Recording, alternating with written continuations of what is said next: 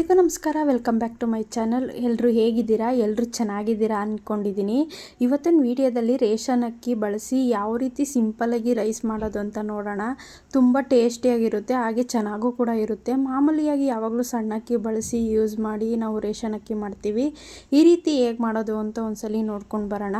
ಮೊದಲಿಗೆ ನಾನು ಒಂದು ಕುಕ್ಕರಲ್ಲಿ ಸ್ವಲ್ಪ ಎಣ್ಣೆ ಹಾಕ್ಕೊಳ್ಳೋಣ.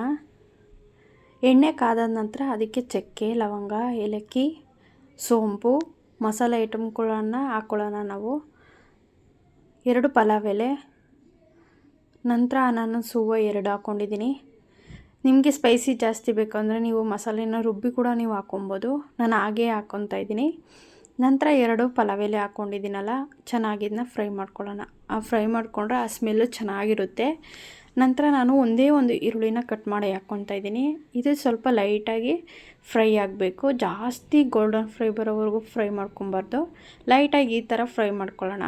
ನಂತರ ನಾನು ಇದಕ್ಕೆ 1.5 ಟೇಬಲ್ ಸ್ಪೂನಷ್ಟು ಶುಂಠಿ ಬೆಳ್ಳುಳ್ಳಿ ಪೇಸ್ಟನ್ನ ನಾನು ಹಾಕ್ಕೊತಾ ಇದ್ದೀನಿ. ಇದಕ್ಕೆ ಶುಂಠಿ ಬೆಳ್ಳುಳ್ಳಿ ಪೇಸ್ಟು ನೀವು ಜಾಸ್ತಿ ಹಾಕ್ಕೊಬೋದು, ಇಲ್ಲ ನೀವು ಮಸಾಲೆ ರುಬ್ಬಿ ಕೂಡ ನೀವು ಹಾಕ್ಕೊಬೋದು. ನೋಡಿ, ನಾನಿವಾಗ ಶುಂಠಿ ಬೆಳ್ಳುಳ್ಳಿ ಪೇಸ್ಟು 1.5 ಟೇಬಲಷ್ಟು ನಾನು ಹಾಕ್ಕೊಂಡು ಚೆನ್ನಾಗಿ ಹಸಿ ಸ್ಮೆಲ್ ಹೋಗೋವರೆಗೂ ಫ್ರೈ ಮಾಡ್ಕೊಂಡಿದ್ದೀನಿ. ನಂತರ ನಾನು ಇದಕ್ಕೆ 2 ಟೊಮೊಟೊ ಅಂದರೆ ನಾಟಿ ಟೊಮೊಟೊನ ನಾನು ಹಾಕ್ಕೊಂಡಿದ್ದೀನಿ. ಕಟ್ ಮಾಡಿ ಚಿಕ್ಕದಾಗಿ ಕಟ್ ಮಾಡಿ ಹಾಕ್ಕೊಂಡಿದ್ದೀನಿ. ಇದು ಚೆನ್ನಾಗಿ ಸ್ವಲ್ಪ ಫ್ರೈ ಮಾಡ್ಕೊಳ್ಳೋಣ. ನಿಮಗೆ ಖಾರ ಜಾಸ್ತಿ ಬೇಕು ಅಂದರೆ ಹಸಿಮೆಣ್ಸಿನ್ಕಾಯಿನ ನೀವು ಕಟ್ ಮಾಡಿ ಕೂಡ ಹಾಕ್ಕೊಬೋದು. ನಾನು ಕಟ್ ಮಾಡಿಲ್ಲ, ನಾನು ಹಾಗೆ ಹಾಕ್ಕೊತಾ ಇದ್ದೀನಿ. ನಾನು ಇದಕ್ಕೆ ವೆಜಿಟೇಬಲ್ ಹಾಕ್ಕೊತಾ ಇದ್ದೀನಿ. ಕ್ಯಾರೆಟು, ಬೀನ್ಸು, ಬಟಾಣಿ ಹಾಕ್ಕೊತಾ ಇದ್ದೀನಿ. ನೀವು ವೆಜಿಟೇಬಲ್ ಜಾಸ್ತಿ ಬೇಕು ಅಂದರೆ ಜಾಸ್ತಿ ಹಾಕ್ಕೊಬೋದು, ಕಮ್ಮಿ ಬೇಕಾದರೆ ಹಾಕ್ಕೊಬೋದು. ನಾನು 1 ಬಟ್ಲಷ್ಟು ಹಾಕ್ಕೊಂಡಿದ್ದೀನಿ. ಇದನ್ನು ಚೆನ್ನಾಗಿ ಹಸಿ ಸ್ಮೆಲ್ ಹೋಗೋವರೆಗೂ ಚೆನ್ನಾಗಿ ಫ್ರೈ ಮಾಡ್ಕೊಳ್ಳೋಣ. ಫ್ರೈ ಮಾಡ್ಕೊಂಡ್ಮೇಲೆ ನಾನು ಇದಕ್ಕೆ ಸ್ವಲ್ಪ ಉಪ್ಪು ಹಾಕ್ಕೊತಾ ಇದ್ದೀನಿ. ನಾನು ಕಲ್ಲುಪ್ಪು ಬಳಸ್ತಾ ಇದ್ದೀನಿ. ನೀವು ರುಚಿಗೆ ತಕ್ಕಷ್ಟು ನೋಡ್ಕೊಂಡು ನೀವು ಉಪ್ಪು ಬಳಸಿ, ಸಣ್ಣ ಉಪ್ಪಾರು ಬಳಸಿ. ನಾನು ಕಲ್ಲುಪ್ಪು ಬಳಸ್ಕೊಂಡಿದ್ದೀನಿ. ನಂತರ ಫ್ರೈ ಮಾಡಿದ್ಮೇಲೆ ಸ್ವಲ್ಪ ಕೊತ್ತಂಬರಿ ಸೊಪ್ಪು ಹಾಕ್ಕೊತಾ ಇದ್ದೀನಿ. ನಿಮ್ಮ ಹತ್ರ ಪುದೀನ ಸೊಪ್ಪಿದ್ರೆ ಪುದೀನ ಸೊಪ್ಪು ಕೂಡ ನೀವು ಹಾಕ್ಕೊಳ್ಳಿ. ಚೆನ್ನಾಗಿ ಇದನ್ನ ಫ್ರೈ ಮಾಡ್ಕೊತಾ ಇದ್ದೀನಿ. ಇದು ಫ್ರೈ ಆದಮೇಲೆ ನೋಡಿ, ಇವಾಗ ನಾನು 1.5 ಗ್ಲಾಸ್ ಅಕ್ಕಿಗೆ ನಾನು 3 ಗ್ಲಾಸ್ ನೀರು ಹಾಕ್ಕೊತೀನಿ. ಇವಾಗ ನಾನು 2 ಗ್ಲಾಸ್ ನೀರು ಹಾಕಿ ಸ್ವಲ್ಪ ಇದನ್ನು ಕುದಿಯೋಕ್ಕೆ ಬಿಡೋಣ.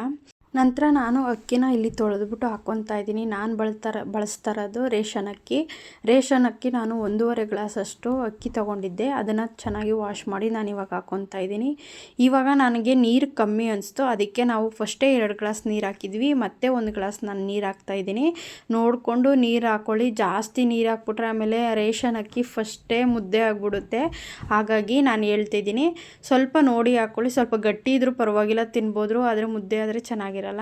ನೋಡಿ, ಇವಾಗ ನಾನು ರುಚಿಗೆ ತಕ್ಕಷ್ಟು ಉಪ್ಪು, ಸ್ವಲ್ಪ ನಿಂಬೆಹಣ್ಣು ಹಾಕ್ಕೊತಾ ಇದ್ದೀನಿ. 1 ಸ್ಪೂನ್ ನಿಂಬೆಹಣ್ಣು ಸಾಕು. ನಂತರ ನಾನು ಇದಕ್ಕೆ 1.5 ಟೇಬಲ್ ಸ್ಪೂನಷ್ಟು ತುಪ್ಪನ ಹಾಕ್ಕೊತಾ ಇದ್ದೀನಿ.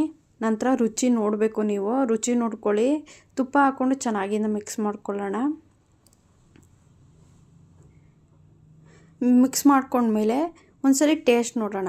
ನಂತರ ನಾನು ಇದಕ್ಕೆ ಸ್ವಲ್ಪ ಕಸೂರಿ ಮೇಥಿ ಹಾಕ್ಕೊತಾ ಇದ್ದೀನಿ. ಕಸೂರಿ ಮೇಥಿನ ಚೆನ್ನಾಗಿ ಸ್ವಲ್ಪ ಕೈಯಲ್ಲಿ ಸ್ಮ್ಯಾಶ್ ಮಾಡಿಬಿಟ್ಟು ಹಾಕ್ಕೊಳ್ಳಿ. ಆವಾಗ ಫ್ಲೇವರ್ ಚೆನ್ನಾಗಿರುತ್ತೆ.